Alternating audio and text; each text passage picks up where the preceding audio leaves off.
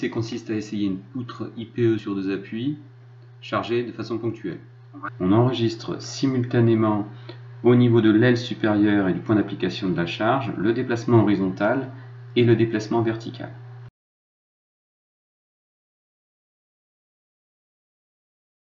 On constate dans un premier temps que le déplacement vertical est linéaire, la flèche est en train d'augmenter proportionnellement à la charge appliquée, et que le déplacement horizontal est nul.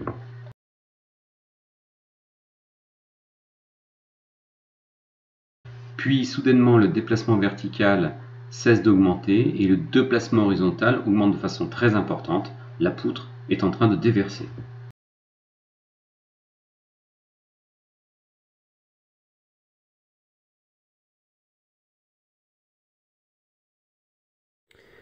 Le déversement est un phénomène qui va toucher les poutres présentant une très forte différence d'inertie entre la forte et la faible, et également présentant une faible résistance vis-à-vis de la torsion.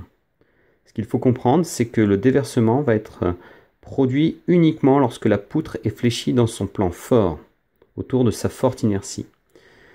Donc ici, j'essaye de faire fléchir ma poutre en forte inertie, et je vois que tout de suite elle déverse.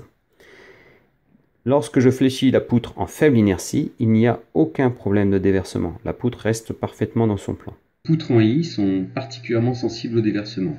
Sous l'effet d'une charge verticale vers le bas, la moitié supérieure de la poutre va se retrouver comprimée, celle en rouge, et la moitié inférieure tendue, celle en bleu. S'il n'y avait pas lame, l'aile comprimée aurait tendance à flamber dans sa faible inertie. Or, lame retient ce flambement, et donc l'aile comprimée va flamber dans sa forte inertie, entraînant avec elle une partie de lame. Mais le reste de la poutre en I, c'est-à-dire la moitié inférieure de lame et l'aile inférieure, vont avoir tendance à retenir, et en fait le flambement va être accompagné d'une rotation, et c'est ce phénomène de déversement. Le déversement, c'est donc le flambement latéral de l'aile comprimée. Alors en anglais, on va parler de lateral torsion. C'est pour ça que tous les indices liés au déversement dans le recode seront avec les lettres LT pour lateral torsion.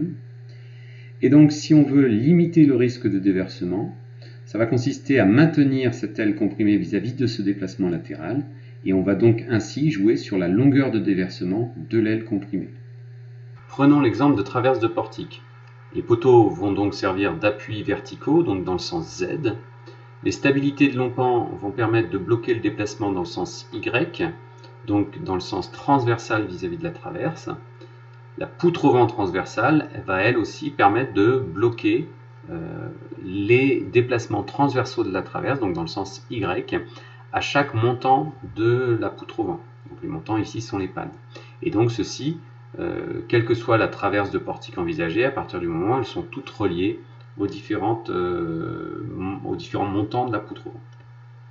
Mettre des points de maintien sur l'aile supérieure de la traverse va permettre de réduire les longueurs de déversement de l'aile comprimée supérieure, et on va avoir une déformée de déversement qui peut ressembler à ceci. Pour traiter ce type de barre en calcul, on va être obligé de la découper en tronçons. Alors, première remarque, c'est que la poutre au vent transversale, généralement, elle est placée dans le plan supérieur de la traverse. Et si je regarde le moment autour de la forte inertie type de ce portique, on voit qu'on a des moments positifs au niveau des jarrets et un moment négatif en travée.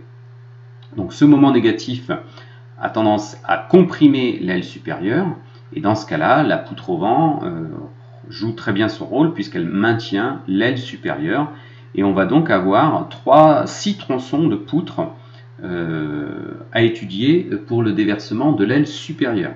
Chaque tronçon ici aura la même longueur de déversement puisque les montants de la poutre au vent sont séparés de manière identique.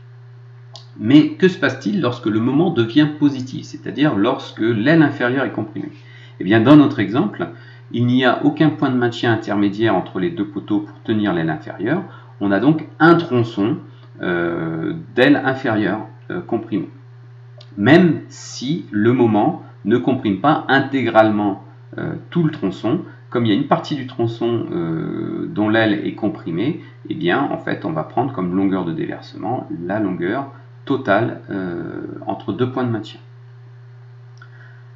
Alors comment peut-on faire pour réduire cette longueur de déversement en aile inférieure? Généralement on va utiliser ce qu'on appelle des bracons antidévers, qui sont des petites pièces simplement qui viennent relier l'aile inférieure de la traverse à la panne, et la panne étant un montant de la poutre vent, ça veut dire qu'on rend fixe le déplacement transversal de l'aile inférieure de la traverse à ce niveau-là. Et donc on va pouvoir matérialiser des points de maintien transversaux sur cette traverse. Et du coup, dans notre problème, on va avoir non plus un tronçon, mais trois tronçons de déversement de l'aile inférieure. Et on s'aperçoit que ce coup-ci, les tronçons ne sont pas de nature identique, de longueur identique, parce que on a besoin d'avoir des petits tronçons au niveau des appuis, là où le moment est positif, c'est-à-dire là où l'aile inférieure est comprimée, et que dans les zones de tronçons où le moment lui est négatif, c'est-à-dire qu'il comprime l'aile supérieure, c'est pas grave si la longueur de déversement de l'aile inférieure est importante.